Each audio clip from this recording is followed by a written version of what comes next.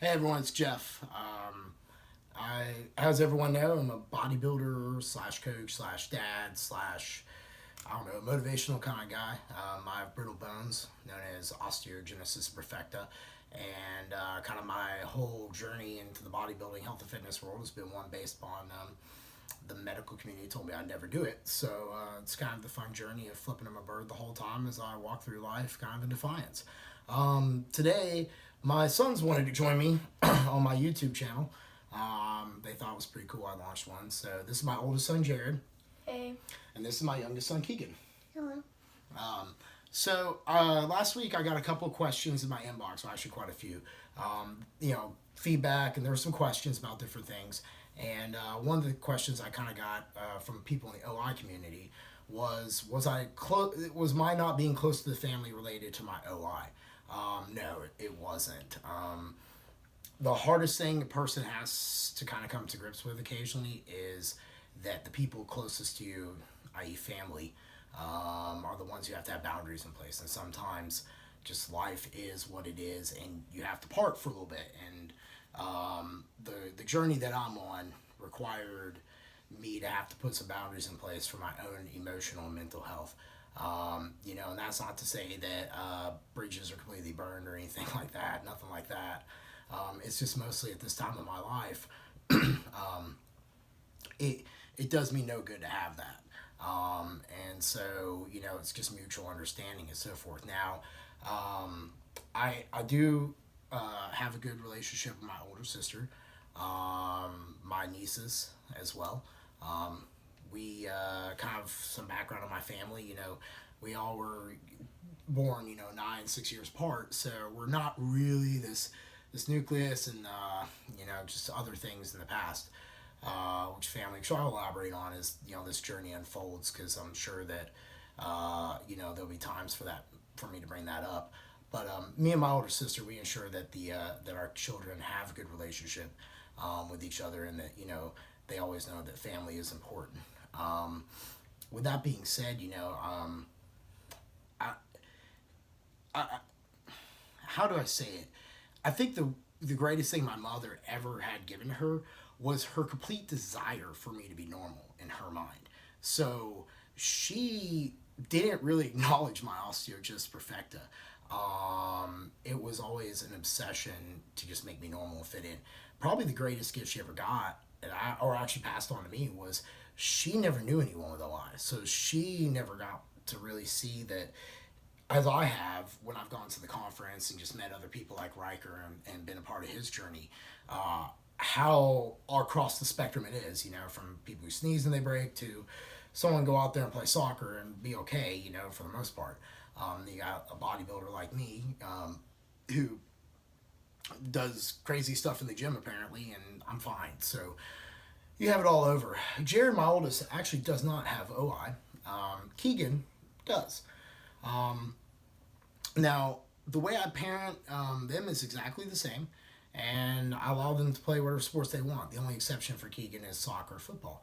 But as far as basketball, baseball, golf, anything he wants to do, tennis, he says he wants to get into bodybuilding and be all swolled up. You gonna show him your muscles real quick? Oh, gun show, pretty tight. I know you want to.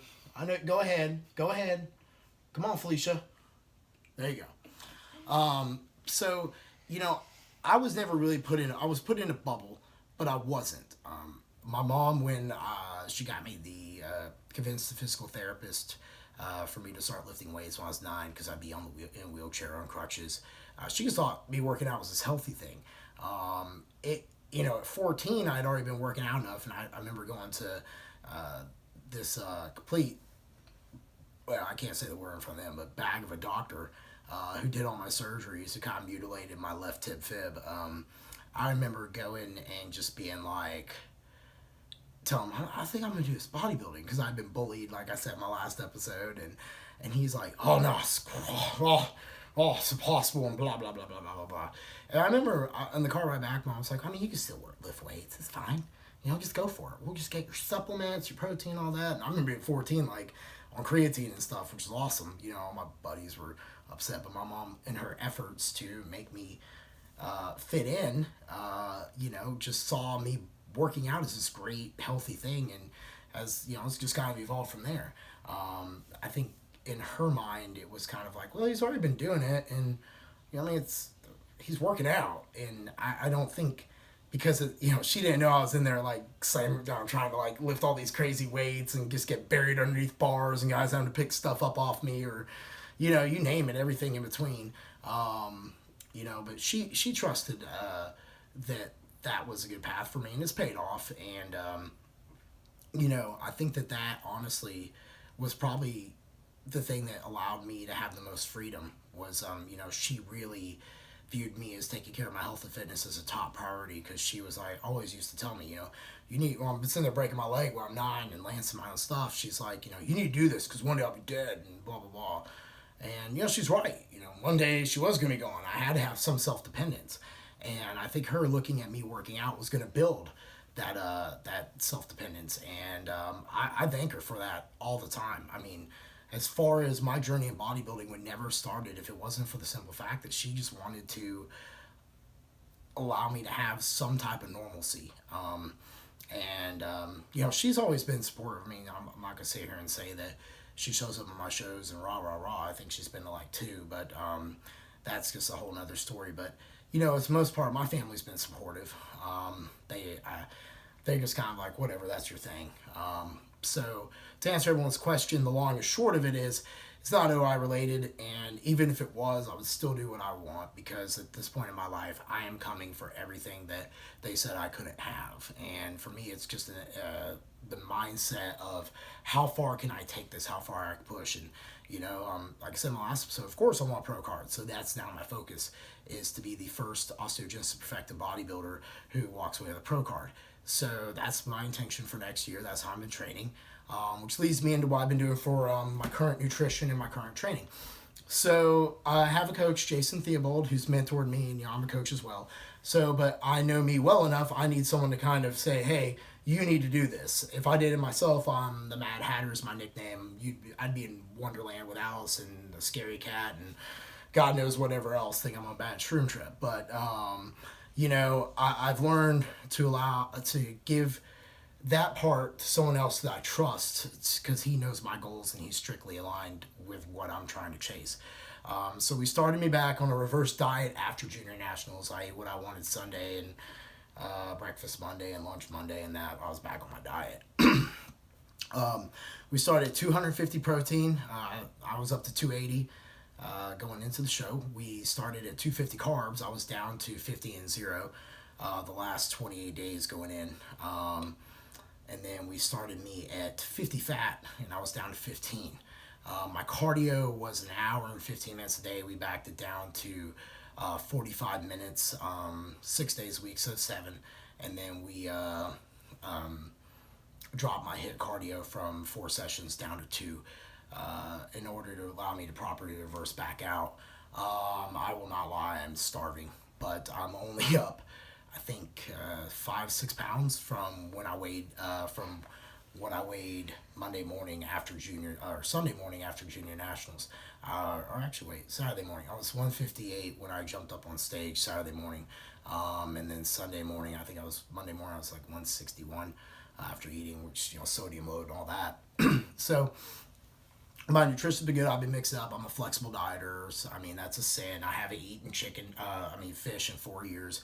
I got over that BS of it thins your skin out. I used to have an old coach sit there and try still telling everyone that, but that's not true. I think my picture of Junior National showed that it's not true. I just a little bit ago, I did like a little chicken wrap with some salsa. You know, I try to make it fun, because Jason's taught me one thing, which was he who can be consistent the longest wins. And that's what the same thing I pass on to my clients. If you win the day, every day, you will eventually get where you want. And that's why I tell these boys too, you know, being a father, being a dad, it's being a leader.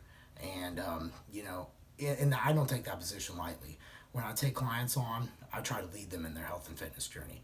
You know, just like I try to lead them. They see different things. You know, my oldest and I have been talking about emotional bank withdrawals and deposits, so he understands proper relationships, because that was never taught to me by my parents. So I was always like in my 20s and even in my early 30s, withdraw, never deposits, and then wondering why, you know, I'm like on an island by myself. So I've been working with, talk with him about that. John Maxwell talked about some leadership books. And then, Keegan and I, we just chit chat about, like what it's like to have OI and different things. It's 6 year old related, but Keegan's really smart, man. He's ahead of the curve. And, when we first got him, they thought he was possibly autistic. And everything in between, and goes to be number one in his math class and everything else. So that little dude's a ninja. He might be quiet, but that's King Keegan. But with that being said, I really enjoy passing knowledge on leadership aspects of it, and that's these guys right here. They probably are the reason that I wake up on days I don't feel like doing anything and still put forth effort to win the day, because I have them looking up to me, and I want to make sure that the father that I am, they blow that out of the water, and that it just keeps becoming better and better as the family legacy goes on. People go, "Oh, you're this great dad," and I'm like, "Well, it wasn't hard. My dad was garbage. I just have done the opposite of him, and I've been okay." So that that that's pretty much my one of my big fires. My other one's just to inspire people with this journey. Now I want to get back to that nutrition. Now I'm now in my training. So what I'm doing is I'm doing heavy progressive training. I'm going dog crap style training, DC training. So, and I'm also mixing muscle rounds in there and trying to get some sarcoplasmic volume training, which is just blood training. So my workouts have gone down in volume, but I'm just really trying to go in there and make sure that every set I do counts and really push the weight. So every week I'm trying to get a little bit stronger, a little bit stronger, a little bit stronger. So what I'm hoping for is to go for about 6 weeks hard, and I'll back off, deload for 2 weeks, let my central nervous system catch up. So I'm hoping over time, with me training legs twice a week, training back twice a week, two of my focal points that were told to me that I need to bring up to close the door, that next time I get on stage, the door will be closed. In the coming weeks of the videos, I'm going to actually put some of the workout clips in, so that way you guys can see what I'm doing. I know a lot of the OI people kind of don't know where to start, and I'm just like, well, just go in there and do what everyone else does. If it doesn't feel good, then don't do it, So I want to be able to showcase that side of it, and show other people that, yeah, I mean, it's pretty cool that a legally disabled cripple guy, brittle bones, as I was called in high school and everything else, is doing this, and defying every odd. And if I can do it, anyone can. So like I tell everyone, when you look at yourself daily, it's a matter of the journey, and it's any time you can start. With that being said, I'm gonna go ahead and wrap it up. I really, really appreciate the support from everyone on the first one. I'm a huge introvert. I'd rather, I think anyone who knows me just knows it's funny. I'm the WWE person I know is Jeff in the gym, but outside the gym, I'm a nerd. I just read. He's laughing because he knows it's true. And I just kind of like being left to myself. So it's difficult at times for me to want to find the motivation to do this, but the fact that, people told me, hey, that was really cool, and, I want to be a part of your journey. Just, I'm like, hey, let's do this. So thank you guys so much for the support. I want to let everyone know I'm Jeff Unbreakable Black on Instagram. Give me a follow. I put a lot of cool stuff up there every day. I think, maybe you don't, but I think it's cool. So with that being said, thank you guys again. And next week, if you guys want to just give me some feedback, what you guys would like to hear from, or make sure chat about, that'd be great. Until next week, take care, stay strong, and remember, win the day and be your own hero. Thanks, guys.